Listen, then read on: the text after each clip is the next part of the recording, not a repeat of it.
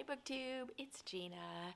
Happy Saturday. Hope you are having a wonderful day. I've been taking it easy this morning, sitting in bed drinking coffee with Phoebe, my kitten who had surgery on Wednesday. We're just going to have a relaxing weekend. And so I've been tagged to do the Atwood Adventure Tag, and I thought this would be a fun video to do today. The tag was created by Adventure Book Girl Jolene. She's got a wonderful channel. If you haven't seen it, definitely check it out. She's so smart and she talks about books in such an intelligent way. I really enjoy her channel. And she created an original tag. I was tagged by Shelly at Shelly Swearingen and Kim by Middle of the Book March. And thank you both so much for tagging me. You know, I always feel so honored when I get tagged. It means people are thinking of me and it warms my heart a little bit. So thank you. I'm going to start with who I tag because if I don't, I will forget at the end. I do it all the time. I'm going to tag Books with Ange, whose channel I've been watching for a while and who I really like. I'm also going to tag Freshly Read Books, who is a newish channel to me. I've seen her comments on a couple other channels and headed over to her channel and really been enjoying it so far. And then I'm also going to tag KD Books, who the reason I'm tagging him is because I did a search for Margaret Atwood reviews to see if there was anybody that I wanted to tag, and his 2019 rant on the Testaments popped up, and it's so funny that I thought I have to tag him. So we'll see how that goes. All right, let's go ahead and jump right in. I've got my computer here that I'm reading the prompts off of. One of these days I'm going to have to splurge like the other fancy booktubers and get myself an iPad to read my questions off of. But for now, we're just going to use my computer, so you might see a little bit of a glare. All right. Prompt number 1. Before publishing her first collection of poetry in the early 60s, Margaret Atwood had several other jobs, including working at summer camps. What was your first job? And my first job was working as a hostess in a restaurant in Palm Desert. You know, the hostess, the person who takes down names, takes you to your table, takes cash at the cash register. I hostessed and then I started waitressing and I worked in restaurants for quite some time after that. That was back in 1983-ish or so. The very funny story though about this is that the manager that I was working for at that particular restaurant, when I moved up to Washington State, moved into my first apartment here, decided to go to the same restaurant, it was a chain, in the town I was living in, went in for breakfast, and the same manager that was working in Palm Desert was working at the restaurant here in Washington. So I then got a job there waitressing for a few years while I was in college. So small world, isn't it? I think that's always so funny. Prompt number 2. While growing up, Margaret Atwood's family spent several months each year living in the bush in northern Ontario. What is a survival skill that you have that would help you survive living off the grid? And I think like a lot of the other answers I've seen people on this one say, I have no survival skills. And I definitely fall into that camp. I have 2 qualities, though, that I think would help me to survive. One is I've got some shelves of those, prepackaged survival foods. So those would go along with me. And 2, I live with a person who is really good at surviving. And so I think that I hope I would step up, but he would be great in a survival situation. Also, my 2 sisters. One can garden, so she could grow her own food, and the other is a great fighter and the person who I would want to have on my back, at my back, if I was ever in a bad situation, because she would drag me into safety no matter what. Prompt number 3. Margaret Atwood grew up reading comic books. Do you have a favorite comic book or comic book character? I do not. I don't ever read comic books. Prompt number 4, Margaret Atwood is not only a poet and author, she has illustrated books and shown her creativity in so many ways. What are some ways that you are creative? I I'm not a writer, I'm not an artist. The ways I am really creative are in my homekeeping. So I actually will show you one book around this because I wasn't going to bring up any books, but this is a favorite. I've shown this before, Living a Beautiful Life.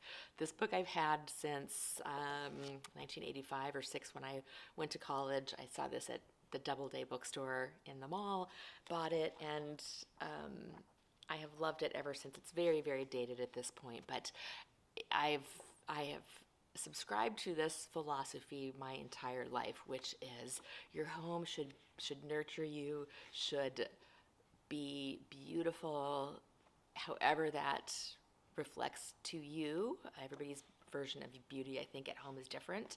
So for me, that means just having attractive things around me, having my books. I love to set a beautiful table when I'm having people over for dinner, things like that. And I think that's very creative. Maybe not the typical thing we think of around creativity, but definitely creative.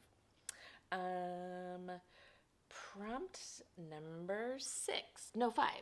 Some of Margaret Atwood's writing is inspired by myths, folk tales, and fairy tales. What is your favorite myth, folk tale, or fairy tale, and why? And I don't say I don't have a favorite, but I did recently read The Little Mermaid because I knew that it was not anything like the Disney movie, and it is shockingly different. It is dark, it does not have a happy ending, and it was absolutely fascinating. Prompt number 6. Margaret Atwood's most well-known novel is The Handmaid's Tale. What is a task or chore you wish you had a maid or servant for?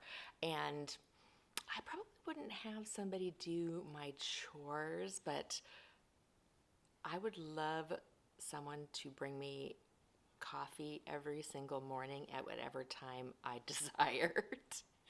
Greg brings me coffee in bed quite frequently, but his schedule does not always accommodate the time I want my coffee.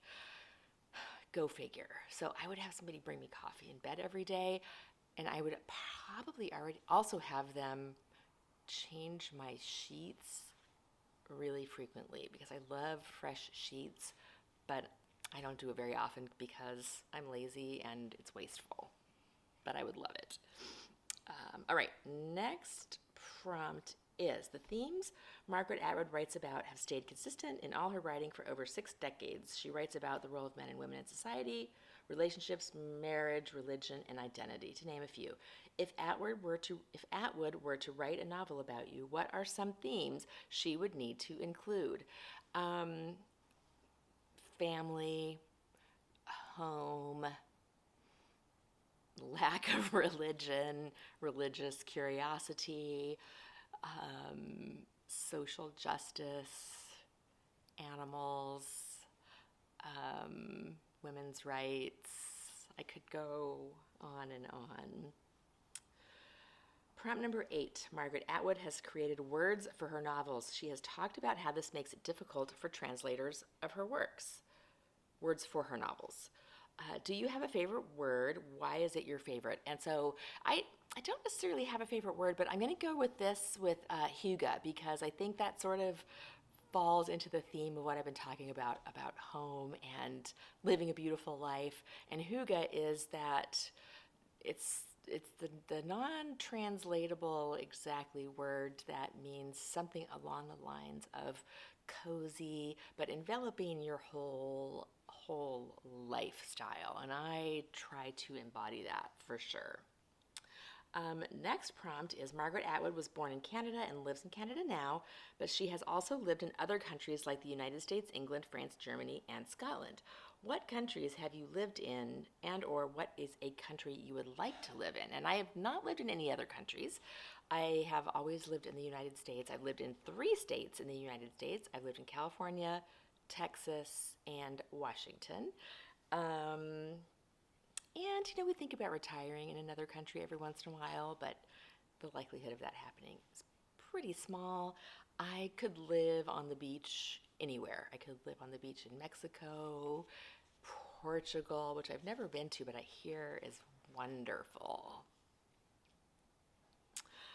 Next prompt number 10. Margaret Atwood is an advocate for caring for the earth. What is something you do to help take care of the planet? And we do all of the usual stuff, we recycle, and I have to admit my cynicism is going to come out here a little bit because I honestly don't think there's a single thing that the entire world could do that would solve our problems if we don't address them at a higher level. So I don't worry that much about what I can do because I feel like it's not that helpful, to be honest. That's probably a little bit of a cynical view, but that's how I feel. All right, next prompt is Margaret Atwood is supportive of new authors in a variety of ways. Who is a newer author and or what debut novel do you wish more people knew about? And I don't read that many new novels. I did recently read, this is one I can talk about. I wasn't going to do this, but hang on. I've talked about this already a bazillion times before. But this is a recent debut novel that I loved, a middle grade book called A Place to Hang the Moon by Kate Albus, about 3 orphan children who are evacuated to the country during the Blitz in England, and I loved this book. Somebody mentioned that she's got a new one coming out this year, which I'm very excited about, and will definitely pre-order when I see it come up because I loved that book. And then lastly, tag some of your favorite booktubers, which I have already done. So we'll go ahead and call this one done. Thank you so much for watching, and I'll see you next time.